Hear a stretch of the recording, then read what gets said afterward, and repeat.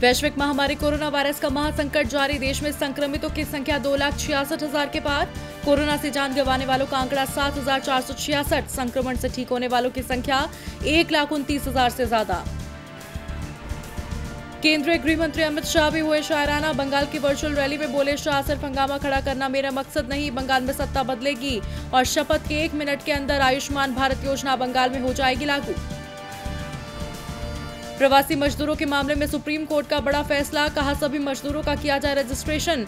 15 दिनों में घर भेजे जाएं प्रवासी मजदूर। 24 घंटे में ट्रेन दे केंद्र सरकार। पूर्व वित्त मंत्री पी चिदम्बरम का केंद्र सरकार पर हमला। कहा, सरकार है गरीब, केंद्र को ज्यादा टैक्स की जरूरत। ईंधन की कीमतें 2 दिन में 2 बार बढ़ी। राजस्थान में जेपी नड्डा और अमित शाह ने संभाला मोर्चा। 3 राष्ट्रीय पदाधिकारियों को सौंपी जिम्मेदारी। राज्य के 3 राज्यसभा सीटों पर होने हैं चुनाव।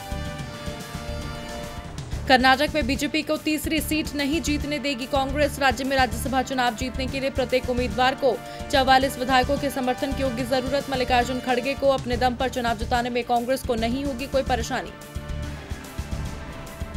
गुजरात में राज्यसभा चुनाव के पहले सियासी जंग तेज। कांग्रेस ने 22 एमएलए राजस्थान के रिजॉर्ट में भेजे। गुजरात में राज्यसभा की 4 सीटों पर होने हैं चुनाव। लॉकडाउन में रोजगार का मौका। गांव लौटे प्रवासी मजदूरों को आसपास के इलाकों में ही काम देगा रेलवे। 9 राज्यों के 55 जिलों में 28,000 मजदूरों की जरूरत। रेलवे के प्रोजेक्ट डेडिकेटेड फ्रेट कॉरिडोर में शुरू हो रहा है काम। रक्षा मंत्री राजनाथ सिंह ने वीडियो कॉन्फ्रेंसिंग के जरिए भाजपा की महाराष्ट्र जनसंवाद रैली को किया संबोधित। कहा, मजबूत हाथों में है देश। चीन के साथ बातचीत रही पॉजिटिव। लंबे समय से भारत और चीन के बीच चल रहा है सीमा को लेकर विवाद। राजनाथ सिंह की शायरी के बाद कांग्रेस नेता राहुल गांधी का पलटवार। कहा, टिप्पणी हो गई हो तो अब दे दीजिए जवाब। राहुल ने ट्वीट कर पूछा, क्या चीन के सैनिकों ने लद्दाख में भारतीय क्षेत्र पर किया है कब्जा। प्रधानमंत्री नरेंद्र मोदी जल्द भरेंगे खास प्लेन B777 में उड़ान। मिलेगी ट्रंप के एयरफोर्स 1 जैसी सुरक्षा। सितंबर तक भारत को मिल सकते हैं कई विमान। हवा में मिसाइल दागने और मार गिराने तक की क्षमता। केवल VVIP यात्रा के लिए इस्तेमाल होगा विमान।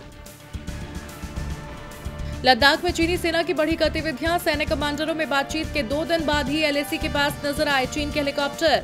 लगातार की जा रही है भारतीय इलाकों की निगरानी।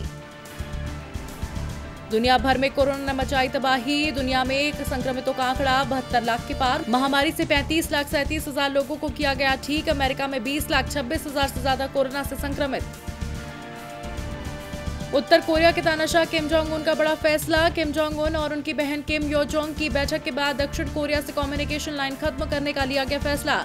उत्तर कोरिया ने कहा, हमारे खिलाफ चलाए जा रहे प्रोपेगेंडा को रोकने में नाकाम रहा दक्षिण कोरिया।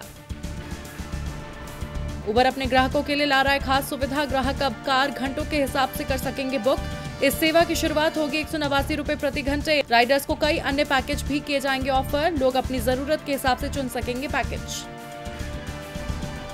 अलीबाबा क्लाउड अगले 10 महीनों में भारत समेत दुनिया भर के कई देशों में 5,000 टेक प्रोफेशनल्स को भर्ती करने की बना रही है योजना। नेटवर्क, डेटाबेस, सर्वर्स, चिप्स और आर्टिफिशियल इंटेलिजेंस जैसे क्षेत्रों में की जाएगी भर्तियां। फ्रांस के football club Paris Saint Germain के किलियन एम्बाप्पे बने दुनिया के सबसे महंगे खिलाड़ी। एम्बाप्पे की वैल्यू 2490 करोड़ रुपए। बार्सिलोना के लियोनेल मेसी 22 और रोनाल्डो 70वें नंबर पर। कोरोना से मरने वालों को हर मैच में दी जाएगी श्रद्धांजलि। 1 मिनट का रखा जाएगा मौन। 11 जून से शुरू हो रहा है Spanish football league La Liga. Bharat आने के 2 महीने बाद सोनम कपूर पहुंची मायके। बहन के साथ शेयर की सेल्फी और पति को कहा शुक्रिया। लॉकडाउन में ढील मिलने के बाद घर आ पाई हैं सोनम। लॉकडाउन भी नहीं तोड़ पाया परंपरा। जन्मदिन पर सिद्धिविनायक पहुंची एकता कपूर, लेकिन बाहर से ही करने पड़े दर्शन। एकता अपने बर्थडे पर हर साल जरूर जाती हैं मंदिर।